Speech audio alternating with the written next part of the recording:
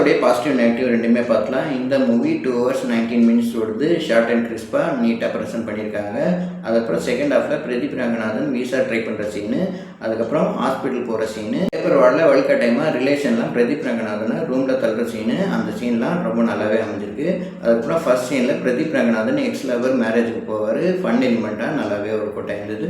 படத்தில் உள்ள டைலாக் நல்லாவே இருந்துச்சு. இப்போது மற்றவங்களோட ஃபீலிங் கிரிஞ்சாக தெரியுதுல அப்படின்னு சொல்கிற சீனு, நாம லைஃப்பை லெஃப்ட் ஹேண்டில் டீல் பண்ணால் லைஃபு நம்மளை லெஃப்ட் ஹேண்டில் டீல் பண்ணணும்னு வர சீனு, டைலாக் நல்லாவே ஒர்க் அவுட் ஆயிருந்தது. கிளைமேக்ஸ் போர்ஷன் கிட்ட ரூத்லெஸ்ஸாக இருந்த கேரக்டர் திடீர்னு திருந்தி பழைய தப்புக்கு ஜெயிலுக்கு போகிறதுலாம் சினிமாத்தனமாக தான் இருந்தது. டேரக்டர் கீர்த்திஸ்வரன் டெபியூ டேரக்டர்னு சொல்ல முடியாது, அந்த அளவுக்கு படத்தை எடுத்திருக்காரு.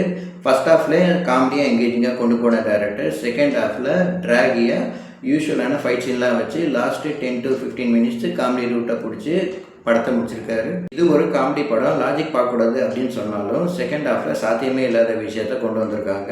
இது ஓகேன்னு நினைக்கிற ஆடியன்ஸுக்கு இந்த படம் ஒர்க் அவுட் ஆகும்.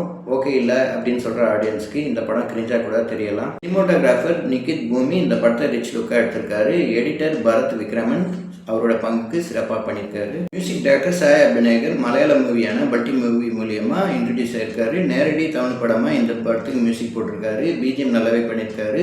பாட்டு ஊரும் பிளட்டு கண்ணுக்குள்ள சிங்காரி, இந்த பாட்டெலாம் நல்லாவே அமைஞ்சிருக்கு. கிளைமேக்ஸ் போர்ஷன் கிட்ட பேக்ரவுண்ட் ஸ்கோர் நல்லாவே பண்ணியிருக்காரு.